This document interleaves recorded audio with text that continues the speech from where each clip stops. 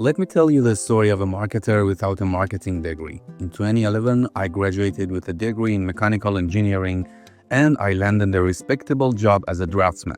On paper, everything was perfect, but I had this sinking feeling every single day that I was on the wrong path. Sound familiar? Maybe you're in a job right now that pays the bills but doesn't light you up. You're curious about marketing, but you feel like you're years behind with the wrong degree and no experience. Well, I'm here to tell you that your starting point doesn't define your destination. In this video, I'm going to share my exact non-linear story of how I went from a mechanical engineer who knew nothing about marketing to an editor-in-chief at a major tech publication. We'll cover the first step I took, how I handled rejection, and the lessons I learned while freelancing that changed everything. My life as a draftsman was predictable. I'd sit at a computer, work on technical drawings, and feel like a small cog in a huge machine. The moment of realization for me was when I noticed I was spending my entire lunch break every single day not reading engineering manuals, but devouring tech news and blogs. I was obsessed with how these websites were built and how they captured attention. One day, I looked at my own company's outdated website and had an idea. I was terrified.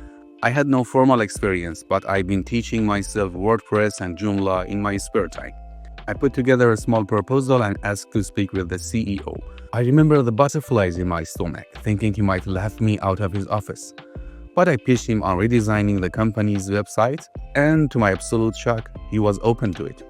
That small yes was the first step. It wasn't a formal marketing job, but it was my first real project, and it gave me a tiny spark of confidence to keep going. That spark led me to apply for my dream job at that time, a writer for that big tech news media I admired so much. I sent in my resume and the sample translation.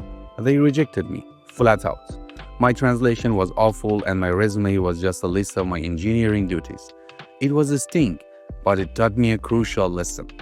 So, I decided if no one would hire me, I'd hire myself. I quit my engineering job and started freelancing on different projects, even as a website designer. It was a grind. I even worked nights as a cashier to pay the bills. The practical tip I learned here is to start with your immediate network. My first real client wasn't from some big online platforms. It was a local shop owner I knew who needed a basic website. I built his site, then another for a friend's business. Slowly, I was building a portfolio of real, tangible work. Next to that, I started working as a freelance writer for some smaller tech news websites. They were not that perfect, so wasn't I, but it was a major start. 2 years after that first rejection, I applied to the exact same tech news media again. This time, they hired me. What was the difference? It was my resume and portfolio. The first resume told them what my duties were as an engineer. The second one showed them what I could do as a writer and a junior marketer. It wasn't just a list of duties, it was a portfolio. It had links to the live websites I had built and the articles I had written. I had proof of my skills and that made all the difference. That whole journey from getting rejected to freelancing to finally getting hired taught me the single most important lesson for any career changer. Practical experience is more valuable than any degree or certification when you're starting out. Those small, even low-paying freelance projects I did were the reason I got my foot in the door. Building a portfolio of my real work is the only resume that truly matters. I started as a translator, but because I had proven I was a self-starter, I eventually earned the chance to write a report from a startup event. That report was probably awful, but it opened the door for me to eventually become the editor-in-chief for their new startup vertical. Hey, if this story is resonating with you and you're feeling inspired to make your own career change, do me a huge favor and hit that subscribe button below. It helps me share more stories and strategies to help you grow. Alright, let's get back to it. So, my path wasn't a straight line.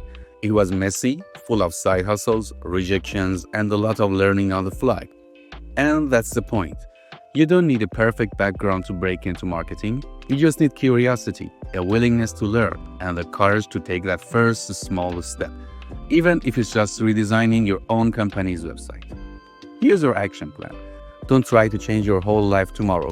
Just focus on getting one piece for your portfolio. Your first step is to find one person or a small business in your immediate network. a friend, a family member, a local coffee shop, and offer to do one small marketing task for them for free. Write one blog post, design one social media graphic, optimize one Google business profile, get one real-world result that you can show, not just tell. I really hope my story was helpful and showed you that a career change is absolutely possible. If you got value from this video, please give it a like and subscribe to the channel for more deep dives and practical advice. Thanks for watching.